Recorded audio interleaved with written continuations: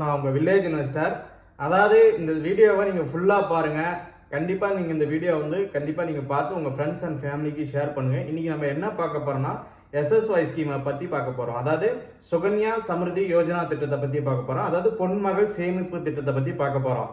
இந்த பொன்மகள் சேமிப்பு திட்டத்தில் என்னென்ன பார்க்க போகிறோம், அதாவது இதுக்கு என்னென்ன தேவை, எலிஜிபிலிட்டி கிரிட்டேரியா, அந்த அக்கௌண்ட்டுங்கிறது இந்த ஸ்கீமில் நீங்கள் ஜாயின் பண்ணுறதுக்கு என்னென்ன தேவை, அதுக்கப்புறம் என்னென்ன டாக்குமெண்ட், இதில் எவ்வளோ நீங்கள் டெபாசிட் பண்ணலாம், அண்ட் கவர்மெண்ட் பார்த்தீங்கன்னா உங்களுக்கு எவ்வளோ இன்ட்ரெஸ்ட் ரேட் தராங்க, அண்ட் தென் பார்த்தீங்கன்னா இதோடைய டீட்டெயிலாக நான் உங்களுக்கு இப்போ எக்ஸ்பிளைன் பண்ண போகிறேன். ஓகேங்களா ஃப்ரெண்ட்ஸ்? இந்த ஸ்கீம் வந்து எப்போ ஸ்டார்ட் பண்ணுறாங்கன்னா, அதாவது 2015 ஸ்டார்ட் பண்றாங்க. எஸ்எஸ்ஒய் சுகன்யா சமிருதி யோஜனா திட்டத்தை வந்து ஜனவரி 22, 2015 ஸ்டார்ட் பண்றாங்க. அதாவது நம்ம ஊர்ல எல்லாம் சொல்லுவோம் இல்லையா, பொன்மகள் சேமிப்பு திட்டம், இந்த ஸ்கீமை பத்தி தான் நீங்க பார்க்க போறீங்க. ஃபர்ஸ்ட் இந்த ஸ்கீமுங்கள எலிஜிபிலிட்டி கிரிட்டீரியா என்னென்னு பார்க்கணும். இந்த அக்கௌண்ட் ஓபன் பண்றதுக்கு, இந்த ஸ்கீம்ல ஜாயின் பண்றதுக்கு எலிஜிபிலிட்டி கிரிட்டீரியா மினிமம் ஏஜ் பாத்தீங்கன்னா 10 இயர்ஸ் பிலோ இருக்கணும். அதாவது பொன் குழந்தையா இருக்கணும், 10 இயர்ஸ் பிலோவா இருக்கணும். அவங்க மட்டும்தான் இந்த அக்கௌண்ட்டுங்கிறது ஓப்பன் பண்ண முடியும். இந்த அக்கௌண்ட் எங்கெங்க ஓப்பன் பண்ணலாம், போஸ்ட் ஆஃபீஸில் ஓப்பன் பண்ணலாம், அண்ட் எஸ்பிஐ பேங்க்ல ஓப்பன் பண்ணலாம். அண்ட் தென் பார்த்தீங்கன்னா அதாவது நேஷனலைஸ்ட் பேங்க் எதில் வேணாலும் நீங்கள் ஓப்பன் பண்ணிக்கலாம் இந்த அக்கௌண்ட்டுங்கிறது.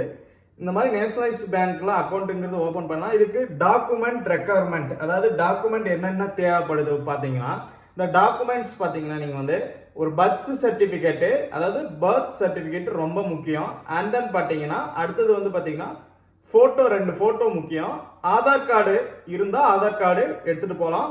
இது யார் மூலயமா, அதாவது யாரெல்லாம் ஓப்பன், அதாவது இவங்களுடைய பேரண்ட் இல்லைன்னா அவங்களுடைய கார்டியன்ட்டுங்கிறவங்க வந்து ஓப்பன் பண்ணலாம் அந்த அக்கௌண்ட்டுங்கிறது. அதுக்கப்புறம் வந்து பார்த்தீங்கன்னா இதில் டெபாசிட் எவ்வளோ பண்ணலாங்க, இந்த டெபாசிட்டுங்கிறது பார்த்தீங்கன்னா எவ்வளோ பண்ணலாம். டெபாசிட்டுங்கிறது பார்த்தீங்கன்னா மினிமமாக பார்த்தீங்கன்னா நீங்கள் 250 ரூபா ஒரு வருஷத்துக்கு நீங்கள் பே பண்ணியிருக்கணும். 250 ரூபாங்கிறது கட்டியிருக்கணும். அதிகபட்சமாக பார்த்தீங்கன்னா நீங்கள் 1.5 லட்சம் ரூபாய் வரைக்கும் நீங்கள் கட்டலாம். இந்த பேமெண்ட்டுங்கிறது பார்த்தீங்கன்னா அதிகபட்சம் வந்து பார்த்தீங்கன்னா 1.5 லட்சம் ரூபா வரைக்கும் கட்டலாம் ஒரு வருஷத்துக்கு. அந்த மினிமம் பார்த்தீங்கன்னா 250 ரூபா வரைக்கும் கட்டலாம். அதாவது டெபாசிட் பண்ணுறது, சப்போஸ் நீங்க கட்ட மறந்துட்டீங்க, ஒரு வருஷம் மினிமம் 250 ரூபா கட்டிடலாம். 250 ரூபாங்கிறது கட்டிடலாம், பட் கட்ட முடியல அப்படிங்கிற பட்சத்துல நீங்க 50 ரூபா ஃபைன் போட்டு கட்டணும். அதாவது 2வது வருஷம் நீங்க கட்ட போறீங்கன்னா க்ளோஸ் ஆயிடுமா? க்ளோஸ் ஆகாது. இந்த அக்கௌண்ட்டுங்கிறது க்ளோஸ் ஆகாது.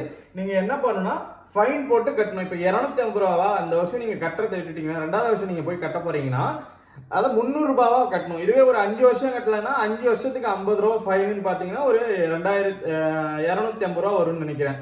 சம்திங் 250 ரூபா வரும். அப்போ இந்த 250 ரூபா ஒரு 5 வருஷத்துக்கு எவ்வளோ வருது? 250 ரூபாங்கிறது 5 வருஷத்துக்கு பார்த்தீங்கன்னா 1200 ரூபா பிளஸ் 1500 ரூபாவை நீங்கள் கட்ட வேண்டியது இருக்கும் மினிமம் பேலன்ஸ் கட்டிங்கன்னா.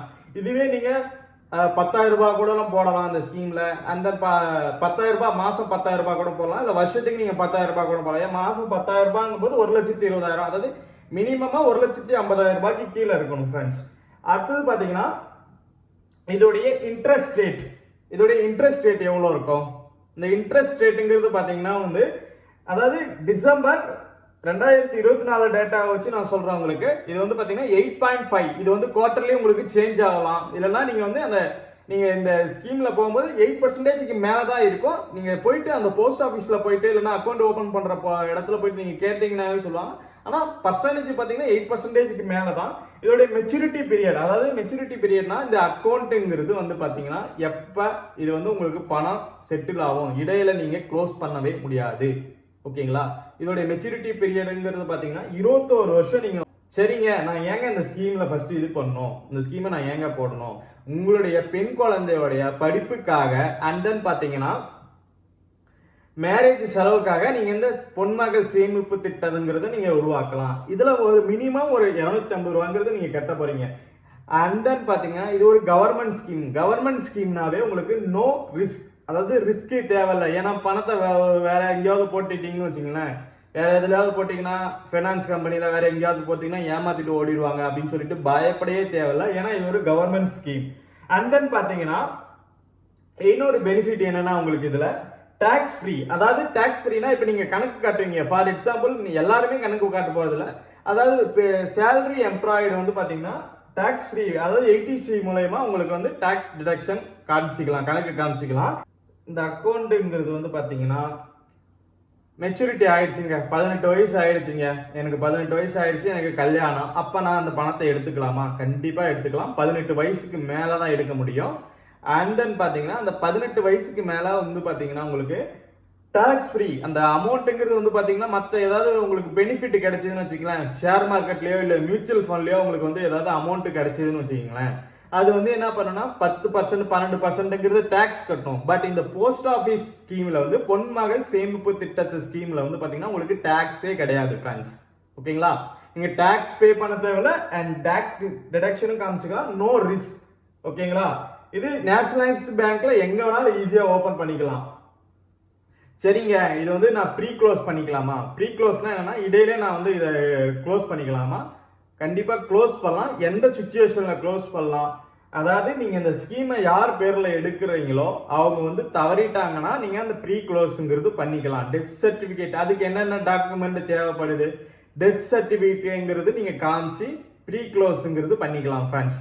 அதுக்கு டெத்லிஸ் டிசீஸ் வந்திருந்தா கூட நீங்கள் ப்ரீ க்ளோஸ்ன்றது பண்ணிக்கலாம். அதுக்கு மெடிக்கல் சர்டிஃபிகேட்டுங்கிறது கொடுக்கணும் ஃப்ரெண்ட்ஸ். அக்கௌண்ட்டுங்கிறது பார்த்தீங்கன்னா ஒருத்தவங்களுக்கு மட்டும் தான் ஒரு வீட்டில் வந்து ஒரே ஒரு பெண் குழந்தைக்கு ஒரு அக்கௌண்ட் தான் ஓப்பன் பண்ண முடியும்.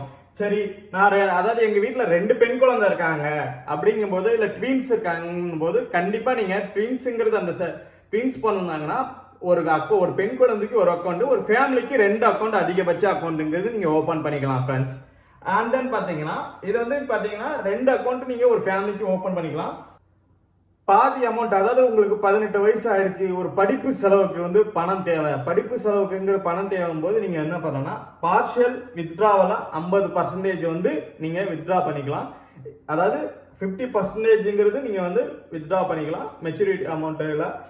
அதுக்கப்புறம் பாத்தீங்கன்னா இந்த 50% எப்படி நீங்க அப்படியே எடுத்துட்டு போய் வித்ட்ரா பண்ணீங்கன்னா அப்படியே பண்ண முடியாது. ரெக்யூர்மெண்ட் டாக்குமெண்ட் கொடுக்கணும். அதாவது ஃபீஸ் கட்ட முடியாததுக்கான அந்த காலேஜ் ஜாயின் பண்ண அந்த டாக்குமெண்ட் கொடுத்தீங்கன்னா கண்டிப்பா உங்களுக்கு பார்ஷியலா 50%ங்கிறது உங்களுக்கு கிடைக்கும். இதோடைய அதாவது இந்த ஸ்கீம்ல எவ்வளவு வருஷங்க நான் பணம் கட்டணும்? மெச்சூரிட்டி பீரியட் வந்து 21 வருஷங்கிறது வந்து பாத்தீங்கன்னா இருக்கும். ஆனா நீங்க பணம் கட்ட வேண்டியது வந்து 15 வருஷம் கட்டணும். ஒரு உதாரணத்துக்கு சொல்லணும்னா நான் 10 வயசுல எடுத்தேன்னு வச்சுக்கீங்களேன், 10 வயசுல இந்த ஸ்கீம் எடுக்கிறாங்க, உங்க பெண் குழந்தைக்கு எடுக்கிறீங்கன்னா 10 வயசுனா அதுல இருந்து ஒரு 15 வருஷத்தை ஆட் பண்ணீங்கன்னா என்னது 10 வயசுனா 25 10 வயசுல எடுக்கிறீங்கன்னா 10 பிளஸ் ஒரு 15 25 வயசுக்கு மேல நீங்க இந்த ஸ்கீம்ல பணங்கிறது எடுத்துக்கலாம். எப்படி எடுத்துக்கலாம்னா அந்த பொண்ணுக்கு மேரேஜ் இல்லைன்னா படிப்பு செலவுக்காக நீங்க எடுக்க வேண்டியது இருக்குன்னா கண்டிப்பா எடுத்துக்கலாம். மேரேஜுக்கு 1 மந்த் பிஃபோருங்கிறது நீங்க மேரேஜ் சர்டிபிகேட் அண்ட் தென் இந்த டாக்குமெண்ட்ஸ் அந்த அக்கௌண்ட் புக்கை எடுத்துட்டு போயிட்டு நீங்க வந்து கொடுத்து நீங்க அந்த பேங்க்ல வந்து இந்த வித்ட்ராங்கிறது பண்ணிக்கலாம். மொத்தமா அக்கௌண்ட்ங்கிறது க்ளோஸ் பண்ணிக்கலாம். அப்போ உங்களுக்கு ஒரு லம்சம் அமௌண்ட் உங்களுக்கு கிடைக்குது வித் டாக்ஸ் ஃப்ரீ, டாக்ஸே கிடையாம உங்களுக்கு லம்சமா ஒரு அமௌண்ட்ங்கிறது கிடைக்குது. இப்போ மேரேஜ் ஆயிடுச்சுங்க, மேரேஜ் ஆனதுக்கு அப்புறம் ஒரு 3 மாசம் கழிச்சு கூட நீங்க வித்ட்ராவல் பண்ணிக்கலாம். மேரேஜ் பண்ணிட்டு கூட அதுக்கப்புறம் வந்து நீங்க வித்ட்ராவல்ன்றது பண்ணிக்கலாம். And interest rate pre closure பத்தி சொல்லியாச்சு, இன்ட்ரெஸ்ட் ரேட் பத்தி சொல்லியாச்சு. உங்களுக்கு டாக்குமெண்ட் ரெக்குவயர்மெண்ட். என் சேனல் பிடிச்சிருந்தா தயவுசெய்து ஷேர் பண்ணுங்க, உங்க ஃப்ரெண்ட்ஸ் அண்ட் ஃபேமிலிக்கு ஷேர் பண்ணுங்க. இந்த ஸ்கீமை என்ன என் சேனல் பிடிக்குதோ இல்லையோ ஃபர்ஸ்ட் இந்த ஸ்கீமை நிறைய பேத்துக்கு போய் சேருங்க. ஏன்னா மினிமம் அமௌண்ட்டுங்கிறது ஒரு வருஷத்துக்கு வந்து பாத்தீங்கன்னா 250 ரூபா தான் கட்டணும். Thank you friends, have a nice day.